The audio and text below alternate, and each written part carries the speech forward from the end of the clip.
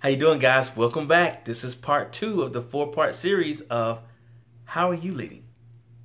Now, if you haven't watched video 1 on fun, please go back and watch that first.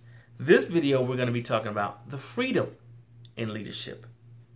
Freedom in leadership. I bet you never thought about freedom in leadership. But let's be honest. Who wouldn't like a little bit of freedom in their leadership role? A lot of times in the leadership role, we're kind of bogged down, again, with the functionality side. We're dotting our I's and crossing our T's, making sure we meet the objectives and the goals for this quarter or for the year or whatever have you. But how do you work on being an effective leader? How do you get better on a daily or weekly or monthly basis on being an effective leader?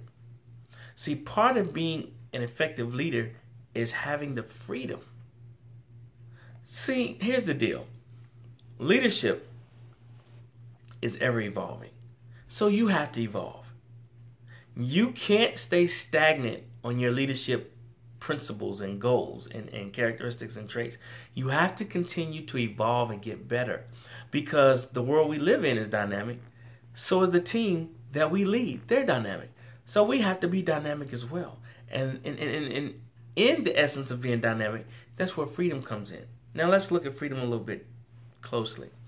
When I'm talking about freedom is, a lot of times you may see some things that your team may need more work on or may need more coaching or training or assistance on to get better, to get them to where you need to be.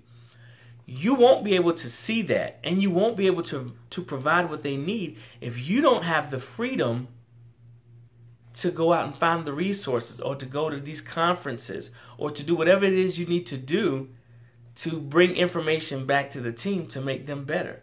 See, freedom in leadership gives you that ability to take a step back while the team is still doing its thing and look ahead to say, okay, now that I have this time, this freedom, I need to make use of this freedom that I have.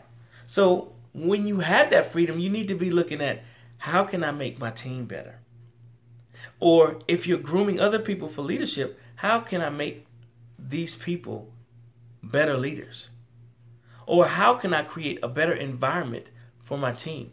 There are a lot of things that you can look at, but a lot of times leaders are so hands-on that they don't have the freedom to break away.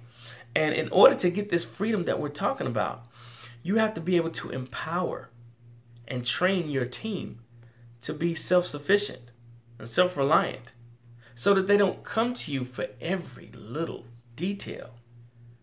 Give them the ability to make decisions. They're not always going to be right, but that's where the coaching and the leadership comes in. You can coach them up. You can show them where they went wrong in this thought process or making this decision. And then they'll get to the point where they'll understand how you think as a leader and start making decisions somewhat based on that. But when you have a team that's self-sufficient and highly producing, they don't need you as much.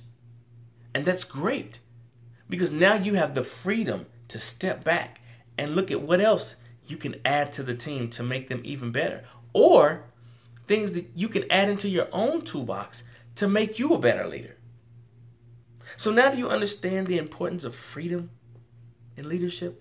It's very important that you get this because you're going to need some freedom in your leadership role in order to make your team better, to make your organization better, and to make you better. So really think about how you can create some freedom for yourself so that you can use that time to better yourself and to better your team or to bring in resources or to bring in information or whatever it is that needs to be done. And also, it will give you the bandwidth to take on more responsibilities because now you've got a little bit more freedom in place. You're not so hands-on with the team. You have more freedom or more time to work on some other projects or do some other things or even do some more mentoring on the side, if you will. So let's focus on freedom in the positions that you're in now. If you're really hands-on with your team, I admonish you to work with your team and get to the point where they can pretty much maintain themselves and they need you as less as possible, because freeing you up will give you that freedom, again, to look at what else is needed so that you can fulfill multiple obligations and get the most out of your leadership ability, if you will, or your position. Because we all want to do better, we want to grow, and we want to become better.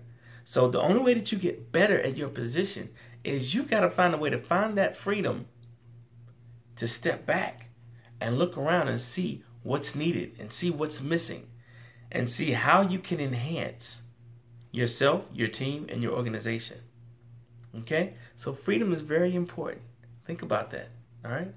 Now remember, every day I want you to work on becoming your best self.